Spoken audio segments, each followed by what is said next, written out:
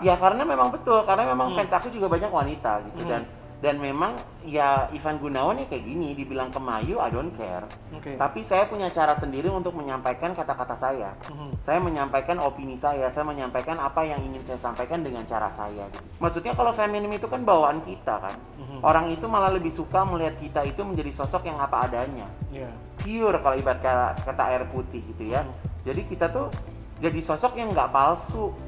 Jadi sosok yang apa adanya gitu. Jadi orang tuh bisa suka sama kita, bisa cinta sama kita, ketergantungan sama kita.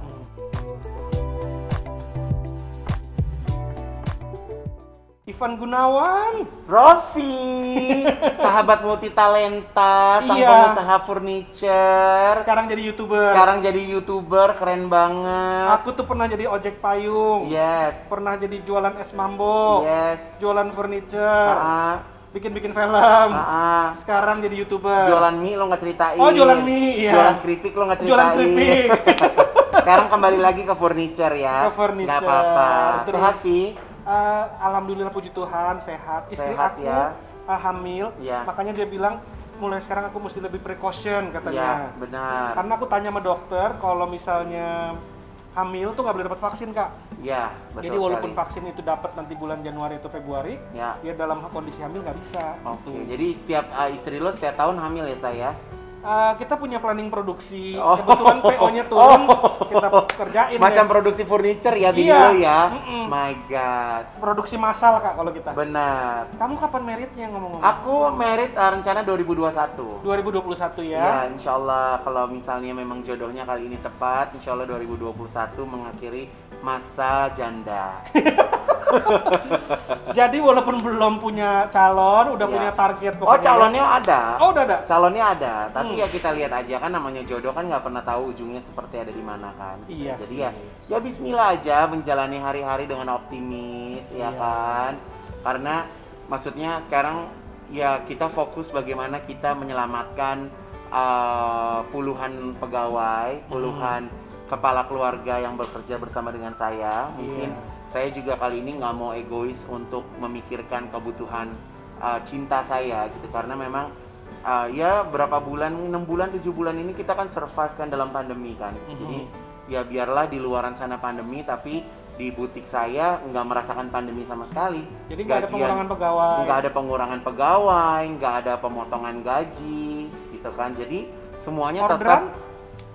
Kalau misalnya gini, kalau aku kan aku ada dua tempat produksi gitu. Kalau di Bandung itu aku ngurusin buat Manja, buat Halif, buat Ivan Gunawan Privilege Modest yang premium. Tapi kalau yang di butik itu mungkin sekitar ada 70-an karyawan, mereka ngurusin gaun pengantin atau gaun yang memang sengaja dipesan oleh customer gitu. Tapi ya sekarang ini semenjak pandemi kan memang bisa dibilang orderan berkurang. Ya, tapi kita sebagai owner harus memutar otak bagaimana supaya mesin itu terus jalan. Seperti kemarin pas saat bulan puasa saya bikin mukena.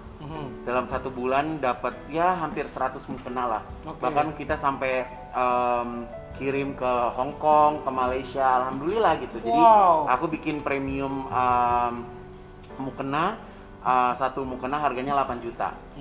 Kenapa saya bikin premium? Karena mereka adalah tukang jahit premium. Mereka bukan tukang jahit garment gitu. Biasa bikin gaun-gaun mahal, biasa bikin baju-baju mahal gitu kan. Jadi tekniknya terlalu rapi. Jadi aku nggak bisa downgrade kualitas mereka untuk iya seperti itu gitu. Dan selama pandemi ini kan akhirnya aku mikir ya, aku harus melakukan satu kegiatan bisnis di luar fashion. Jadi akhirnya aku memutuskan untuk membuat kopi. Ntar dulu nih, sebelum kita membahas bisnis kamu satu persatu, Ivan Gunawan ini kan unik. Dia desainer. Pebisnis. Selebriti. Penyanyi. Enggak lah, penyanyi iseng-iseng aja. Tetap aja kamu tetap pernah ngeluarin single kan? Jadi tetap kita kategorikan penyanyi. Sebenarnya Ivan Gunawan itu siapa dan pengennya apa sih gitu? Oke, Ivan Gunawan itu super mega bintang. Luar biasa. Bintang di atas bintang. Segalanya bisa dilakukan. Jadi terserah klien, customer mau memakai jasa saya dari segi mana. Dari segi fashion, saya punya brand fashion. Dari segi kosmetik, saya punya brand kosmetik. Oke. Mau saya sebagai presenter, saya punya kemampuan itu. Mau meminta saya bernyanyi, mungkin ada segmen-segmen tertentu, saya bisa melakukan itu. Oke. Ya semua saya jalanin aja sesuai dengan orderan. Jadi nggak ada pengkotakan khusus sebenarnya Ivan Gunawan lebih sukanya? Nggak ada, karena kalau misalnya bekerja itu kan memang saya dikasih sama Tuhan kan talenta kan. Jadi talenta yang Tuhan titipkan ke saya mungkin tidak dititipkan Tuhan ke orang-orang lain gitu. Jadi di saat saya diminta sesuai dengan talenta saya harus saya kerjakan. Jadi saya mulai terbiasa itu mengotak-ngotakan kemampuan saya gitu. Jadi contohnya kalau saya lagi ada di butik, ya saya harus fokus sebagai Ivan Gunawan sang desainer. Kalau saya tadi kita live beli.live, saya memposisikan saya bukan saya seorang desainer. Karena kalau desainer belum tentu bisa ngomong sejam nggak ada habisnya. Tapi itu saya ambil dari skill presenting saya, ya kan. Kalau saya harus berbisnis, ya saya harus memposisikan saya adalah saya sebagai selebriti yang memang punya usaha, gitu. Jadi satu persatu deh. Saya kan juga kagum juga ya, maksudnya saya ketemu pebisnis banyak, ketemu desainer banyak, ketemu artis banyak, tapi ketemu yang gabungan semuanya. Harus diakuin ini berkat dari Tuhan. Amin. Saya ngelihat kamu punya that star quality. Artinya yang dari pertama kali aku ketemu kamu udah kelihatan ini kalau kamu lagi ngomong you own the room. Kamu bisa kuasain seluruh ruangan. Makanya saya di Rosewood kita nggak pernah selalu pakai kamu sebagai... Nggak pernah berselingkuh ya? Iya. Kenapa? Dari zaman Gandaria City ya, saya dulu Rosewood ulang tahun yang ke-1 apa kedua tuh? Kedua. Wow. Tuh. Karena gini, Master of Ceremony. Orang-orang kadang-kadang suka lupa bahwa MC itu singkatannya adalah Master of Ceremony. Dia masternya, dia dalangnya. Jadi banyak juga kalau orang, saya suka sedih juga kalau orang lagi nge-MC nggak ada yang pay attention. Jadi dia ngomong sendiri aja gitu. Itu kan nyebelin banget ya. Jadi ya gimana caranya, yang mungkin itu dari jam terbang juga gitu, bahwa saya memulai saya sebagai MC itu kan memang dari tahun 2002. Gitu, dari bayaran 500.000, dari yang terkadang tidak dibayar, hanya ya seneng aja gitu tampil gitu kan, daripada nggak ngapa-ngapain di rumah ya mendingan tampil gitu kan. Jadi ya memang itu ada skill khusus yang mungkin cara penyampaian saya itu berbeda di antara cara penyampaian orang lain. Bagaimana caranya kita mengeluarkan teknik berkomunikasi tapi kita tidak menyakiti hati orang. Walaupun kita bercanda tapi kita tidak bikin orang jadi kesel. Gitu. Jadi aku sering dibully sama kamu, Kak. Tapi masih nggak pernah kesel. Tapi nggak pernah kesel kan? Nggak pernah. Gitu, dan kalau aku malah Rofi, nungguin. Dan kalau aku Rofi, mungkin karakter aku tuh aku selalu ingin memberikan sebuah opini atau pandangan secara real. Gitu. Jadi kalau misalnya aku memberikan advice ke kamu, itu bukan yang aku ingin menjatuhkan usaha kamu, enggak. Tapi aku pengen memberikan satu pandangan gitu, karena maksudnya aku hadir di dunia entertainment ini kan sebelum kamu gitu.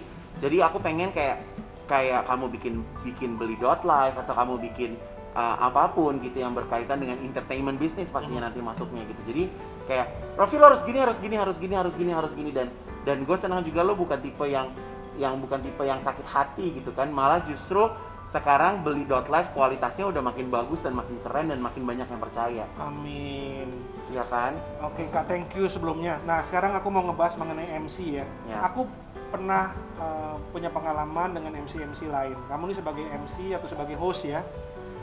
Tapi nggak semua orang punya aura yang bisa menguasai ruangan. Artinya dia bisa ngontrol tuh ruangan, dia tahu kapan mesti bercanda, kapan mesti serius, kapan dia mainin tempo kalau orang-orang udah mulai kehilangan fokus ke acara, kapan bisa ditarik lagi. Dan kamu bisa mengimbangi semua orang yang kita undang. Itu resep-resepnya apa? Ya, kalau aku sih memang tidak pernah underestimate-kan pasangan partner MC atau ya kita sebisa mungkin harus bisa menghormati dengan siapa kita berbicara gitu kan, dan yang paling harus dipelajari adalah kita nih ada di mana gitu. Mungkin kalau saya membawakan acara di ruangan yang kapasitasnya tidak terlalu banyak, berbeda dengan saya membawakan acara di Atrium Mall gitu. Itu kan segmennya kan jadi luas sekali gitu. Jadi bahasa yang saya pakai juga lebih luas sekali gitu, tergantung saya berbicara dengan siapa gitu. Ya jadi semuanya itu sebenarnya saya pelajari dari autodidak sih, Vi. Jadi kayak ya bener dari bener-bener dari jam terbang gitu. Karena saya terbiasa itu kan MC kan, kalau saya ya emang biasa kan MC awalnya tuh MC wedding sih. Gitu. Jadi MC wedding, terus udah gitu launching produk gitu kan. Jadi ya saya punya trik-trik sendiri bagaimana saya bisa menguasai konten. Ya gimana tuh? Saya pengen tahu nih. Soalnya nah, kan banyak misalnya contoh MC muda yang lagi berusaha. Nah, kayak misalnya contoh tadi kan kita live beli.live ya. Saya mungkin dengan kapasitas saya sekarang usia 40, saya nggak mau menghafalkan produk yang berlebihan. Jadi makanya saya berinisiatif untuk selalu bawa matador. Nah, matador tuh sini ambil matador saya. Ya, ini contoh. Nih. Jadi ini sesuatu yang bisa saya baca, tapi orang lain nggak tahu kalau saya baca.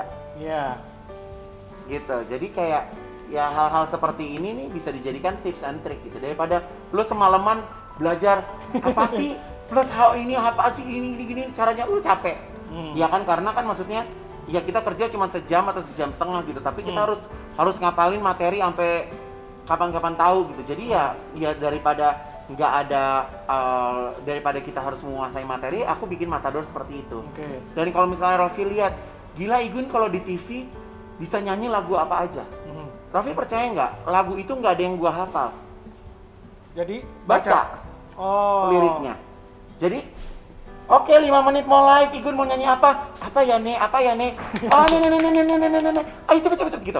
Jadi kadang kalau lagi live, kalau misalnya liriknya belum keluar, gua panjang-panjangin aja. Gitu. Jadi ya begitu ya. Jadi maksudnya ya televisi juga banyak mengajarkan bagaimana kita berani untuk tampil. Gitu, karena saya itu berawal dari kehidupan tanpa sosial media. Jadi kalau anak sekarang, influencer atau mungkin host atau apapun, mereka hidup di zaman sosial media. Mudah sekali untuk membranding atau memberitahukan personality kita lewat sosial media. Tapi kalau aku zamannya kan nggak ada sosial media, Vi. Itu benar-benar mulut dari produser TV ke TV lainnya gitu. Jadi di saat kita ada di televisi itu tuh kita harus benar-benar menjadi sosok yang wow. Makanya dulu tuh aku bisa jadi Madam Ivan Gunawan, ada Nona Igun. Itu kamu yang create atau produser? Aku yang create, karena buat aku daya hayal tuh penting gitu. Jadi kalau misalnya di satu program itu kan makanya harus ada komunikasi berbagai arah gitu, bahwa gue nyamannya begini nih, kira-kira bagus nggak ratingnya? Bagus nggak share-nya? Gitu. Nah, aku perhatiin juga kan banyak yang tokoh yang kamu ambilkan, peran yang kamu ambilkan sedikit lebih feminim, bahasa-bahasanya segala macam. Aku seneng karena aku punya produk 78% penggunanya wanita. Ya karena memang betul, karena memang fans aku juga banyak wanita gitu. Dan memang ya Ivan Gunawan ya kayak gini, dibilang kemayu I don't care. Tapi saya punya cara sendiri untuk menyampaikan kata-kata saya. Saya menyampaikan opini saya menyampaikan apa yang ingin saya sampaikan dengan cara saya gitu. Jadi kalau misalnya Raffi tahu saya itu nggak ada bedanya antara Raffi lihat di TV sama keseharian. Iya kan, tapi yang membedakan adalah kapan kita harus serius, kapan kita harus menjadi teman, kapan kita menjadi partner. Jadi memang seperti itu. Dan saya juga bukan tipe kemayu yang latah atau mungkin yang ngomong jorok, yang seperti itu gitu. Jadi kita tetap harus dalam hidup terus ada positioning. Jadi orang tetap harus ada sungkannya sama kita. Master Fashion Hair and Beauty, ulala, best of the best, couture glamour, number 1 fashion designer in Indonesia. Siapa yang ngasih itu semua? Diri kita sendiri. Itu semua adalah doa, ucapan. Walaupun mungkin itu desainer Indonesia, kayaknya bukan elu deh number 1 fashion designer Indonesia, tapi gue memposisikan bahwa gue adalah desainer nomor 1 di Indonesia. Itu yang aku sangat bangga sama kamu. Itu doa, Vi. Itu adalah doa gitu. Jadi kalau kita selalu keluar hal-hal positif yang kita inginkan dan kita ucapkan, itu Tuhan jadi ngasihnya kita yakin gitu. Master, siapa yang ngasih gelar master? Nggak ada, gue sendiri. Bahwa gue ini master fashion, hair and beauty.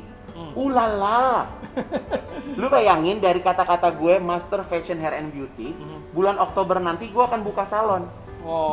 Gue kasih nama Ivan Gunawan Hair and Makeup Studio. Aku udah lihat di Instagram tuh. itu akan buka di Bintaro. Gitu. Jadi apa yang gue lakuin di TV gue bisa makeover orang, gue bisa motong rambut orang, gue bisa ngerubah makeup orang. Itu karena apa? Karena tangan Tuhan yang bekerja di badan gue. Oke, sebenarnya gini kalau aku lihat ya, kamu udah mempositioning diri itu. Tadi kata kamu bilang positioning diri itu yang bagus. Iya. Karena gini, banyak orang lucu, banyak orang jago MC juga, tapi nggak semua punya positioning kayak kamu. Ya. Contoh, aku punya produk yang harganya sedikit middle up. Ya. Aku berani diasosiasikan dengan kamu. Ya. Karena kamu terkenal glamor dan terkenal positioningnya untuk upper market masuk. Ya. Nah, itu menurut aku adalah nilai positif kamu. Ya. Kamu mungkin bukan tipe yang nulis di kertas aku mau positioning kayak gini. Ya. Itu udah otomatis sih, Vi. Iya. Jadi kayak misalnya baju pengantinku puluhan juta sampai ratusan juta. Baju first brand aku mungkin puluhan juta. Tapi aku punya produk juga yang harganya itu start dari ratusan ribu. Iya. Jadi market aku tuh sangat luas banget. Jadi bisa dibilang dari kelas A sampai kelas Z. Lu taruh gue di satu pulau juga tuh orang di pulau tahu gue. Lu mau ditaruh pulau yang kagak ada listriknya sekalipun tahu Maigun. Makanya gue bikin makanan-makanan frozen sekarang nama Maigun yang gue patenin. Oke. Gitu. Jadi gue punya PY Maigun. Nah, misalnya ini kan kontradiktif ya. Kamu di satu sisi gaun pengantinnya puluhan juta sampai ratusan juta misalnya. Kamu juga terkenal glamor hidupnya. Tapi kamu keluarin produk kayak PY Maigun. Contohnya yang semua rakyat Indonesia bisa makan. Ini aku kenapa bisa jalan? Menurut aku karena kamu berhasil menggabungkan market yang kamu punya dengan positioning kamu. Nah, jadi kalau aku jual makanan yang murah-murah gitu, jadi yang klien aku kelas atas belinya semakin banyak karena harganya murah. Tapi klien aku yang di kelas bawah, dia tetap bisa beli karena harganya murah. Oke. Nah, ini menurut aku yang perlu banget dikenalin bahwa seorang Ivan Gunawan itu multi talenta, tapi waktu dia menjalankan personal brandingnya sendiri cukup berhasil. Artinya kamu ya itu yang dibilang madam. Jadi itu mungkin aku tuh punya teknik marketing yang ya karena kan memang nggak sekolah juga ya, Vi. Aku bukan tipe orang yang sekolah marketing di mana gitu. Jadi marketingnya itu juga otodidak. Gitu. Jadi sekarang kayak di Kejora Coffee aku hire marketing. Di Manja aku hire marketing. Jadi itu kalau weekly gue dudukin tuh marketing gue. Mau bikin apa lu? Gitu. Mau bikin apa lu? Gitu. Ada budget nggak mau buat ini? Karena aku alhamdulillah teknik marketingku nggak pakai budget. Karena nggak ada, kalau aku tuh di Ivan Gunawan dari dulu tuh nggak ada kayak misalnya budget marketing berapa puluh juta gitu buat marketing, nggak ada. Karena memang aku basicnya juga selebriti kan. Jadi hubungan aku dengan selebriti yang lain itu juga baik. Gitu. Jadi kalau misalnya untuk promo kita saling dukung, saling support. Gitu. Tapi sekarang setelah punya brand kan memang harus ada teknik-teknik marketing gitu. Nah, soalnya gini Kak, aku berkali-kali juga ada pengalaman kerja misalnya punya teman selebriti lah gitu. Mereka segmented, artinya udah di kelas misalnya C atau C plus atau B udah di situ. Nah, kalau kamu ini kan unik dari A sampai C. Ya, itu makanya yang aku ngerasa keunikan aku di situ gitu. Jadi makanan-makanan aku yang kasarnya bakso aci aku bisa jual 35.000. Itu kok klien aku yang premium dia bisa beli 100. Dia bagi-bagiin orang. Kayak contohnya kerudung aku kan harganya 165. Mereka bisa beli tuh kerudung 165 puluhan buat dibagi-bagiin. Ada juga misalnya suami yang bisa kita lihat gajinya UMR, dia bisa berani datang ke toko beliin kerudung untuk istrinya. Jadi banyak kisah, Vi. Jadi gue tuh udah terbiasa orang gesek atau bayar transfer ratusan juta, puluhan juta, tapi gue lebih terenyuh ngelihat orang yang datang gesek 165.000 diskon 10% member. Jadi gue tuh bisa ngerasain, Vi, bahwa mencari uang itu rasanya di saat barang kita terjual itu wow banget. Ya, dan aku lihat memang ini aku kan orang akademis ya, aku kuliah belajar marketing juga. Beda sama aku, justru aku orang otodidak. Nah, aku lihat yang kamu jalankan sebenarnya secara akademis itu udah bener. Masa sih, Vi? Bener, kamu positioningnya bagus. Amin. you know where to put yourself. Kamu tahu, oke, saat misalnya contohnya di acara yang dangdut, kamu mesti bawa ini gimana, ngomongnya seperti apa. Itu ini yang orang-orang mesti buat pebisnis yang masih baru mulai apa segala, atau MC yang baru mulai atau mau jadi artis, mau jadi selebriti, itu kadang nggak ini dia lari dari satu garis benang merah yang dia mau kejar. Kalau kamu udah tampilkan bahwa Ivan Gunawan ini yang tampil garda depannya adalah fashion designer. Karena ini ngangkat profil kamu. Abis itu kamu mau acara dangdut, abis itu kamu mau jual PY, tetap di garda terdepannya. Dan kamu luar biasa. Contohnya langkah kamu ngambil Miss Grand Indonesia license-nya, itu menurut aku juga itu langkah yang karena kayak misalnya betul, kayak misalnya aku tuh kenapa aku ngambil lisensi Miss Grand Indonesia karena ya itu kayak ada rasa gemes aja gitu. Masa ya aku pengen juga kalau ibarat kata mungkin ditinju tuh sebagai promotor ya. Jadi kayak memberangkatkan perwakilan Indonesia di tingkat internasional gitu. Jadi yang mungkin pegawai saya ini, pegawai inti yang berada di belakang saya tuh mungkin ada 10 orang. Jadi mereka itu tiap hari hidup dalam tekanan. Apalagi mereka tuh udah harus nyalain handphone jam 7 karena saya bangun setengah 7. Kalau pegawai saya jam 7 saya cari nggak ada, ngamuk raksasa ini. Ya, jadi saya tiap saya bangun, saya di kamar mandi BAB, itu inspirasi semua datang. Nah, jadi kalau misalnya saya udah bangun, pegawai saya nggak bisa ngangkat telepon, alam kre. Karena itu memang ide-ide gila itu semua lahir di pagi hari sih. Jadi buat siapa? Dan saya itu punya prinsip nggak ada yang nggak mungkin. Jadi kita tuh menjalani segala sesuatu tuh ada plan A, plan B, plan C, plan E, nyerah. Jadi kalau gue udah yakin itu pasti bisa. Itu kalau di Islam tuh kun fayakun, pasti jadi gitu. Jadi gue nggak bisa dibilang, Mas ini nggak dapet, ini nggak bisa. Gue yang cari. Gue kalau udah digituin gue cari. Gue tinggal balikin, bisa nggak? Bisa. Jadi bayangin ya, sosok Ivan Gunawan bisa bikin kopi. Awalnya apa? Awalnya ada ruko, Vi.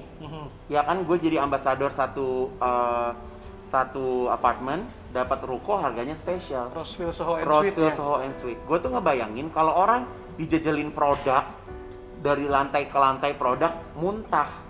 Jadi gue tuh ngebayangin di lantai 1 itu ada bau-bau kopi naik ke atas. Iya kan?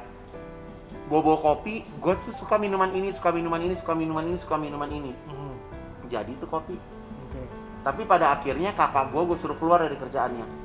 Lu kan anak laki, lebih suka ngopi dari gue. Lo duduk sini sebelah gue. Lo racik kopi. Dalam pandemi sekarang gue udah punya 4 store loh. Luar biasa, booming juga ya. Gila nggak tuh? Ya, Gila nggak tuh? Ya, ojol-ojol ya. Iya kan, ojol-ojol jalan, tempat nongkrong jalan. Nah sekarang ini gue lagi buka di Bintaro, konsepnya itu outdoor sih. Lebih sesuatu yang baru lagi gitu. Jadi sekarang kan si Kejora ini kan gue jual buat kayak franchise kan. Jadi mereka tuh mau buat seperti apa? Ada yang franchise buat take away, ada franchise yang konsepnya outdoor. Ada konsepnya warung, ada konsepnya indoor gitu. Jadi memang gue banyak percontohan-percontohan. Insya Allah Bandung buka. Kalau outdoor kan juga mungkin bagus buat di tengah pandemi gini kan? Iya, supaya kita juga jadi nggak takut kan, nggak pengap gitu. Nah, aku lihat memang yang strong dari kamu adalah kamu punya positioning bagus, punya kemasan bagus, langkah-langkah strategisnya contohnya mengedepankan kamu sebagai fashion designer, kamu ambil Miss Grand Indonesia itu membuat naik nilai kamu. Amin. Di mata Indonesia dan di mata internasional juga. Cuman nih ada sedikit yang aku mau tanya nih, kan ya beberapa orang memang memiliki pembawaan sedikit lebih feminim misalnya contohnya. Dan ini kadang-kadang secara bisnis kadang-kadang suka dapat istilahnya efek yang sedikit negatif, ada orang yang komentar-komentarin gitu. Tapi aku ngelihat justru itu kadang-kadang powerful, kamu bisa lebih connect sama ibu-ibu. Contohnya ya, mereka lebih paham, lebih bahasanya juga lebih masuk apa segala macam. Itu menurut kamu gimana pandangan kamu tentang itu? Ya itu dia ya, saya nggak tahu ya, saya beruntung aja bahwa saya menjadi sosok yang disenangi ibu-ibu, bapak-bapak juga suka genit juga, ya kan? Jadi kalau berbisnis kalau nggak bisa masuk ke ibunya ya masuk ke bapaknya gitu. Jadi buat aku ya memang ya itu mungkin skill kita berkomunikasi ya. gitu. Jadi maksudnya kalau feminim itu kan bawaan kita kan. Orang itu malah lebih suka melihat kita itu menjadi sosok yang apa adanya. Pure kalau ibarat kata air putih gitu ya. Jadi kita tuh jadi sosok yang nggak palsu. Jadi sosok yang apa adanya gitu. Jadi orang tuh bisa suka sama kita, bisa cinta sama kita, ketergantungan sama kita. Karena kalau di fashion itu kan intinya kan bisnisnya trust fee. Ya kan, baju jadi apa segala macam gitu. Bahkan gue sebagai fashion designer bukan hanya buat baju, tapi gue juga kadang jadi konseling rumah tangga. Ya kan, ntar klien gue berantem sama lakinya. Ntar gue harus nasehatin anak orang gitu. Jadi udah deh mau Om Igun aja deh gitu. Jadi kayak misalnya suami-suaminya pergi sama siapa? Sama Igun. Oh ya udah aman, gue pergi sama Igun gitu. Jadi kalau mungkin kalau istri-istrinya pergi sama siapa? Sama Igun. Khawatir ya. Jadi kalau gitu, misalnya kesimpulannya mungkin memang jadi diri sendiri.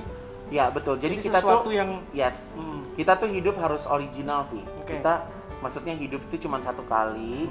Kita harus benar-benar jadi diri kita sendiri, ya kan?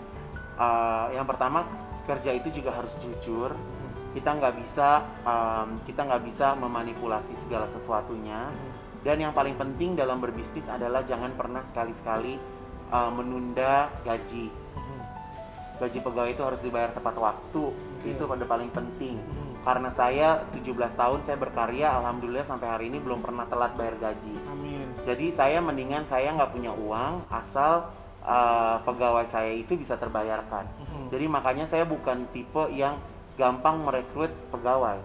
Kayak saya punya pegawai namanya Tia, dia itu bisa megang F&B, bisa megang sosial media, bisa nemenin gue. Mas, aku nemenin. Kan ada handphone. Karena kan kerja bisa by phone. Dibeliin laptop, lu bisa kerja dari mana aja gitu. Jadi buat aku nggak ada alasan. Semua yang bekerja sama Ivan Gunawan harus bisa multitasking. Karena gue itu nggak pernah nulis, Pi. Tulisan gue tuh jelek banget. Lo kalau gue ngetik chat sama lu aja pasti suka kurang huruf. Apalagi gue nulis. Karena gue tuh nggak suka banget nulis. Jadi gue tuh selalu nyuruh dalam 1 menit gue bisa beberapa kali nyuruh. Dan gue bisa tahu, oh nih si A gue suruh ini, si B gue suruh ini, si C gue suruh ini. Bahkan manajer gue sendiri aja Mbak Medi, gue cek lagi, lo udah cek belum? Oh iya belum. Ntar gue cek lagi, lo udah cek belum? Nah, gitu. Jadi kayak gitu sih. Gue karena memang nggak suka nyatet, tapi gue selalu mengupdate. Gue tahu gitu, kerjaan butik lagi ada di mana, kerjaan Kejora lagi di mana, upcoming produk-produk baru yang harus di-develop dari Ma Igun tuh apa aja. Jadi kamu benar-benar on hand ya semua? Ya gue ada di atas. Hampir semua aspek kamu mengerti lah. Ya gue mengerti semuanya. Dan hampir semua aspek kamu cek juga. Yes. Udah gitu. Belum? Ya. Ini. Bahkan dulu mungkin 5 tahun yang lalu gue kerja cuman gue sendiri sih. Lu bayangin belum ada ready to wear, belum ada apa. Kalau gue mati besok abis. Itu udah nggak ada baju-baju Ivan Gunawan. Iya kan? Tapi sekarang semua bekerja dengan sistem. 1 tahun kita keluarin apa segala macam gitu. Aku kadang-kadang tadi kan mau interview kamu di sini, mau ngobrol sama kamu di sini. Ini kamu terlalu banyak bakat kalau aku lihat. Jadi mungkin nggak bisa diaplikasikan ke semua orang. Artinya aku ngeliat kamu IQ-nya tinggi. Aku nggak pernah ngetes IQ sih. Tapi aku berasa kenapa? Tiap kali aku nerangin, nangkepnya cepet. Nggak yang kayak gue mesti nerangin 2-3 kali. Ya. Ini kita ngomong kadang-kadang nge-brief kamu 5 menit. Iya. Pertama kali makanya kan kalau gue yang penting kan harga cocok gue datang iya kan? Kalau lo repot gue nggak datang deh. Iya. Bener. Kamu multi talenta, IQ-nya juga tinggi. Tapi aku ngelihat ada yang bisa diaplikasikan ke semua orang, yaitu jaga positioning, jaga kemasan, lalu on hand. Ya. Jangan ngelihat Ivan Gunawan begini bukan berarti terus dia di rumah terus dia santai-santai, enggak. BAB udah nge-WhatsApp. Mau tidur gue masih bisa. Tuh. Ya, jadi terkadang pegawai gue juga deg-degan kalau misalnya ngelihat handphone gue masih online. Oh, berarti ini si gendut masih aktif nih. Ya kan? Karena ada-ada aja, gue mah bener-bener ada-ada aja loh, say. Iya. Gue tuh pokoknya gue bener-bener unpredictable. Gue bener-bener ada-ada aja. Iya. Jadi orang lain kan kadang-kadang jadi artis mah enak, gini-gini. Oh, jadi artis itu capek. Kalau aku ngelihat kamu, dedikasi kamu pagi mikirin, udah mulai dipikirin, 5 menit sebelum tidur juga masih mikirin. Terus yang aku lihat ya, satu positioning, kemasan, kamu on hand juga. Yang ini adalah kamu jadi diri kamu sendiri. Nggak ada yang kamu umpetin. Ivan Gunawan adalah Ivan Gunawan. itu menurut aku sih membuat koneksi dengan fans, koneksi dengan audience terjalin. Karena orang bisa ngenalin, oh ini orang pada fake nih misalnya, itu bisa kelihatan. Ya kan ada yang citra, ya kan, yang citra tapi aslinya gimana gitu. Kalau gue sih orangnya ya apa adanya, yang lo tahu gue dari beberapa tahun yang lalu lah udah gitu. Ada kalanya misalnya kalau gue lagi sebel sama lo, lagi gue malas sama lo. Iya kan, beberapa kali sih ya. Iya, beberapa kali lu juga bisa ngerasain kan gitu. Maksudnya kapan gue lagi mundur, kapan gue lagi oke deh gitu. Karena maksud gue adalah gue nggak mau bekerja di suasana yang nanggung sih. Makanya gue tuh pengen kalau di mana tempat gue bekerja, lu memakai jasa gue harus win-win solution. Ibarat kata kalau lu having sex sama istri, dua-duanya enak. Lu nggak bisa cuma lu doang enak sih. Ya kadang-kadang nggak kalau lagi lemas. Ya kadang-kadang kalau lagi males. Ya penting kelar ya say. Gila deh gitu. Terus aku lihat juga salah satu selain positioning, kemasan, terus kamu juga on hand dan jadi diri sendiri, aku lihat kamu juga ini mau nyoba sesuatu yang baru. Artinya kalau dan bukan cuma nyoba ya, nekunin sesuatu yang baru. Jadi yang gue bilang nih, jadi gue di bisnis F&B gue, lu boleh percaya boleh enggak, gue nggak ada yang menggunakan modal yang besar sih. Jadi kayak misalnya nih gue bikin kejora. Ini gue pure ya, gue cerita ya, gue bikin kejora, gue invest nih sekali, sekian, ya, lu mau buka cabang berikutnya, lu udah dari keuntungan dari yang pertama kali gue invest, Vi. Jadi lu nggak bisa seenak jidat lu minta gue, kok minta uang buat gajian, nggak bisa, lu harus cari, lu gimana caranya itu, gitu. Walaupun gue peres doang gitu, tapi maksudnya jarang banget kalau misalnya yang bagian bisnis F&B dan segala macam tuh memang jarang banget minta suntikan dana tuh jarang banget gitu. Jadi kayak misalnya gue bikin bakso aci, gue modal sekian, sekarang udah bisa jadi sekian. Jadi dari kita bisnis awalnya bisnis peye ya, itu kan dari zero. Jadi rekening F&B itu dari zero tuh gue modal 5 juta, bikin peye. Gue bikin peye aja sampai sekarang mungkin bisa sampai udah ratusan juta. Dari modal peye gue bikin bakso aci sama peye menghasilkan. Sekarang gue bikin ayam apa mbak yang baru mbak? Ayam endol. Gue bikin chicken karage. Jadi lo di rumah tinggal goreng chicken karage, nanti lo tinggal pilih sausnya. Ada saus teriyaki, ada saus padang, ada saus black pepper. Jadi lo panasin black peppernya, tinggal diaduk-aduk pakai nasi panas makan. Yang aku lihat faktor keenam yang aku lihat kamu kuat nih ya, love. You love everything that you do. Love, sex, and money. Ya semua jalan ini harus ada love sih. Tapi nggak semua kak, kadang-kadang orang cuman selebriti ya, dia ambil satu job atau sambil satu bisnis yang oportunis lah, mumpung ada ini sikat lah istilahnya. Justru gitu. Malah selebritis itu sekarang ini makin susah loh. Gue tuh banyak kayak teman-teman gue curhat, Gun gue bikin apa ya? Karena sekarang nih di era pandemi ini nggak bisa, misalnya lo punya uang 1M, nggak mungkin kan lo nggak hidup. Lo mau makan dari 1M terus kan lama-lama juga uang lo habis. Tapi gue ngajarin mereka, misalnya lo punya uang berapa 1M, lo bisnis jangan banyak-banyak, lo pakai aja dulu 50 juta. Muter nggak tuh uang lo 50 juta? Kalau ada kan, kalau teman-teman gue uangnya misalnya punya uang 500 juta, bisnisnya 500 juta, ya buat hidup nggak ada. Buat makan repot, semuanya ada di bisnis. Jadi masuk ke dalam wilayah gambling. Nah maksud gue tuh ngajarin teman-teman gue, kalau lo mau berbisnis dan masuk wilayah, gue bilang tuh bisnis wilayah gambling ya. Wilayah gambling harus cuman kayak 10% lah dari uang yang lo ada gitu. Jadi kalau misalnya lu nggak jalan atau ada kenapa-napa, lu nggak sakit hati. Lu masih ada planning-planning yang lain. Dan juga mungkin memang aku lihat kamu ini berasa ya, kamu bikin bisnis PY karena memang kamu cinta produk PY-nya itu. Karena aku suka. Iya. Karena aku suka. Jadi awalnya tuh PY itu ibunya teman aku ngasih aku PY. Mau ngasih Igun PY, mama lagi bikin. Gua makan kriuk-kriuk endol. Gua bilang, "Mah, sanggup nggak kalau ini dijadiin brand? Ayo mama kerja sama Igun." Ya alhamdulillah, gue mempekerjakan ibu ya yang tadinya istri cuma dapat uang dari suaminya. Sekarang suaminya dapat uang dari istri. Wah luar biasa. Boleh tuh istri aku diajak juga lain kali ya. Tapi jangan lo buntingin, ada gue ngamuk. Lagi kerja dikit-dikit bunting. Lu pekerja gue, lu kerja sama gue, lu mau bunting segala macam aja lu gue atur. Ya, lu mau kawin gue atur. Lu tahu nggak sampai pegawai gue di butik nih, saking di butik gue jadi perawan tua, ya sundel. Itu ada satu pegawai gue bilang gini, Mas, aku keluar dulu ya. Aku mau cari suami, aku mau punya anak.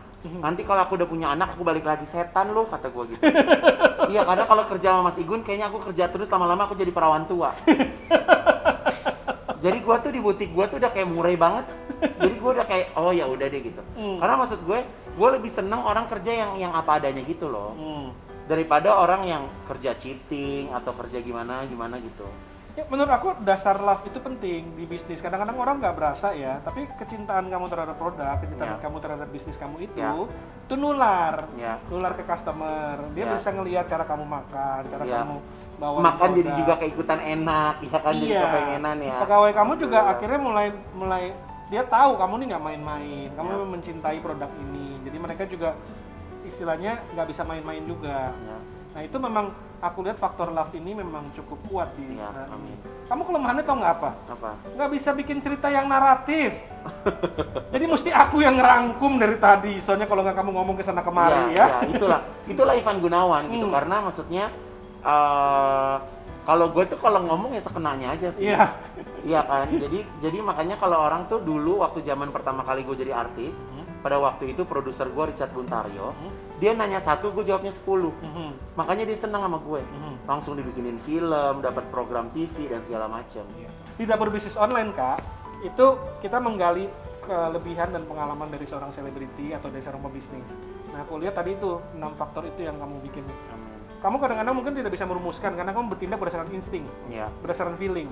Tapi tadi aku mencoba sedikit merumuskan mengenai positioning kamu, mengenai kamu mengemas diri kamu, mengenai kamu on hand, berani mencoba hal yang baru, terus kamu mencintai. Berani mencoba yang baru tapi asal kita kuasai juga. Nah, karena terkadang banyak juga orang yang mencoba sesuatu yang baru tapi dia nggak tahu yang baru itu apa. Dan kamu on hand, kopi, ayo sini bikin, ayo mau test food sekarang bareng sama gue. Itu kopi, lo tahu gue bikin kopi itu sempet asam lambung. Minum kopi terus ya? Jadi kakak gue tuh gila-gila, Dek kita beli mesin baru ya. Datanglah tuh orang mesin. Oke, jam 8 pagi tuh orang udah datang di Kejora BSD. Ini kopi ini, metong dong Eke. Iya kan? Dulu aku waktu buka usaha bakmi Kak, nyobain bakmi sampai jontor gitu. Iya kan? Itu sama juga kayak kopi gitu, karena kalau kakak aku tuh memang minum kopi kan. Dia tuh bisa, nih isinya ini. Berapa modalnya? Ininya berapa nih? Kita bisa jual berapa? Kakak gue. Dia emang gila, yang namanya anak laki ya kan. Kalau gue tuh suka sesuatu yang manis-manis. Yang kalau di mulut tuh lucu gitu. Seneng bikin kita tuh kalau minum tuh jadi kayak bergairah, kayak ada narkobanya gitu, kayak endol gitu, kayak gitu. Jadi ya alhamdulillah gue punya kakak yang juga mengerti hal itu. Nah, desainer. Ya. Kamu start sebagai seorang desainer dan terbukti cukup sukses, bisa menjual produk-produk dengan puluhan juta, kliennya juga banyak banget. Kalau buat desainer-desainer muda nih di Indonesia nih, resepnya mau jadi desainer gimana sih? Jangan manja sama harta orang tua, ya. Banyak anak sekarang udah disekolahin mahal-mahal sama orang tuanya, tetap manja. Jadi kalau gue itu memang, ya dari awal bisnis juga memang nggak pernah ngerasain duit orang tua sih ya. Jadi itu benar-benar bisa belajar memanfaatkan yang ada. Itu yang paling pasti. Nah kalau misalnya mau jadi pembisnis sekarang, ya sebenarnya nggak usah jadi desainer juga nggak apa-apa.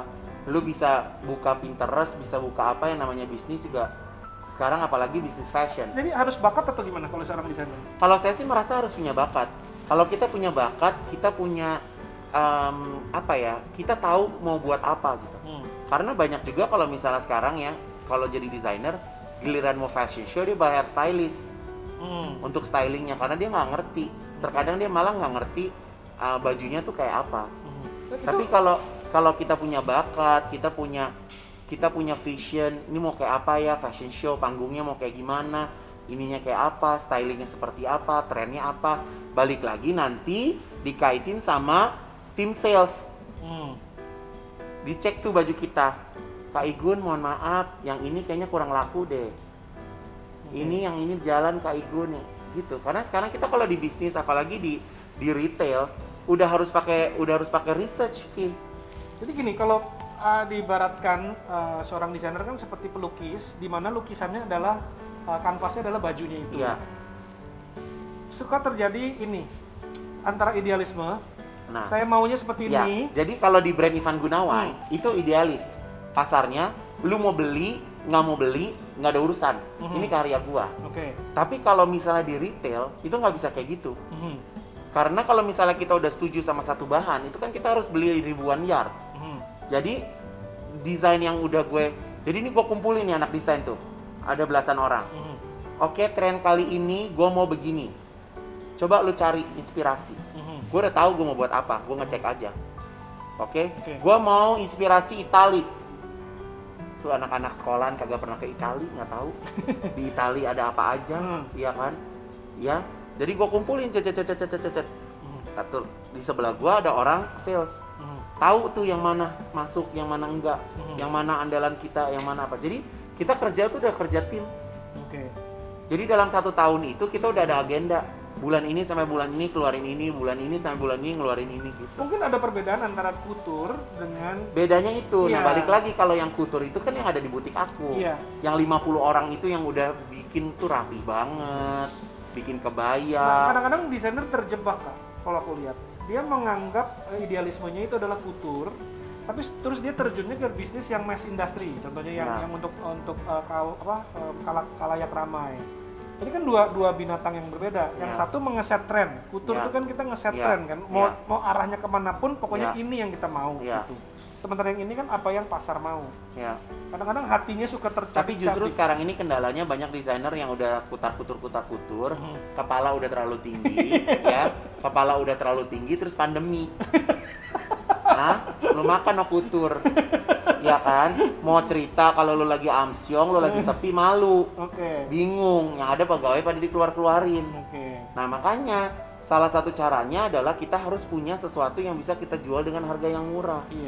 Aku selalu bilang juga di industri aku kan sedikit ada unsur desainnya. Ada desainer produk, sama ada desainer laku. Kalau aku pengen jadi desainer laku. Desainer produk itu lebih revolusioner, kadang-kadang fungsinya seperti ini, couture lah kita sebutnya. Couture, benar. Tapi aku memposisikan karena aku pebisnis, aku pengen jadi desainer laku. Nah kadang-kadang ini istilahnya ya banyak menelan idealisme. Mungkin itu yang kamu bilang. Sekarang sih lagi pandemi gini jangan idealis deh. Iya, capek ya. Capek, say. Ya kan pundi-pundi juga nggak muter, say. Jadi memang kalau saran kamu berarti harus kenalin pasarnya juga kali ya? Iya, target pasar tuh udah paling pasti. Jadi kayak misalnya kalau aku tuh kalau mau buat barang, harganya berapa nih? Kemahalan nggak? Udah dikali berapa untungnya? Kalau nanti ada diskon, diskonnya berapa persen? Enaknya di kamu Kak, yang nggak semua orang paham, walaupun kamu nggak sekolah marketing segala macam tetek bengek, tapi kamu ngerti positioning, pricing, nah, itu semua strategi itu ada di kepala kamu tuh. Suatu hari nanti kamu mesti bikin itu jadi buku. Amin. Aku kemarin udah sempat buku tapi masih cerita tentang hidup, gitu. Nanti ada buku selanjutnya insya Allah. Yang tentang ini dari kemarin si penerbitnya kayaknya lagi nggak ngerti lagi pada kenapa. Gitu. Aku sangat luar biasa bangga, udah kenal hampir 10 tahun kita dan selalu berbisnis bareng. Jatuh bangun kita bersama. Waktu aku tenggelam, kamu angkat aku. Waktu kamu tenggelam, aku menyelamatkanmu dengan pelampung. Lalu kamu bisa berenang lagi ke tepian, ya kan? Tapi aku dari dulu lagi ya, Vi. Sayang waktu itu di podcast kita yang pertama aku nggak sempat ngobrol sama kamu. There's so many things yang aku lihat brilliant dari kamu, makanya aku seneng banget di kesempatan ini bisa ngobrol. Ivan Gunawan yang kelihatan di kamera dan kehidupan sehari-harinya yang penuh dengan ambisi dan perjuangan itu orang-orang kadang-kadang nggak tahu. Orang taunya cuma casingnya atau sukses aja gitu ya kan. Banyak yang bilang pengen deh kayak Igun, aduh capek say jangan kayak gue. Energi kamu luar biasa, antusiasme kamu luar biasa, kecintaan kamu terhadap kerjaan kamu juga benar-benar luar biasa. Karena ini hal-hal yang menarik, yang anak muda jangan mengambil instan, ngelihat gampang jadi artis enak, terus langsung jadi desainer juga langsung enak. Kalau kita instan itu biasanya ya kalau pas lo ketiup angin ya udah hempas. Jadi bagaimana caranya kita membuat usaha, buat bisnis atau menjalani kehidupan ini akarnya di bawah yang harus kuat. Gitu. Dan ini terima kasih Rofia. Aku yang makasih banyak loh. Udah kepepet ya. Terima kasih. Thank you guys, thank you so much. Jangan lupa untuk Semoga subscribe, like dan juga komen ya. jangan lupa di Instastory kamu nanti ya. Aduh alamat deh, paling males deh ini kok nitip-nitip gini. Thank you. Oke. Makasih banyak.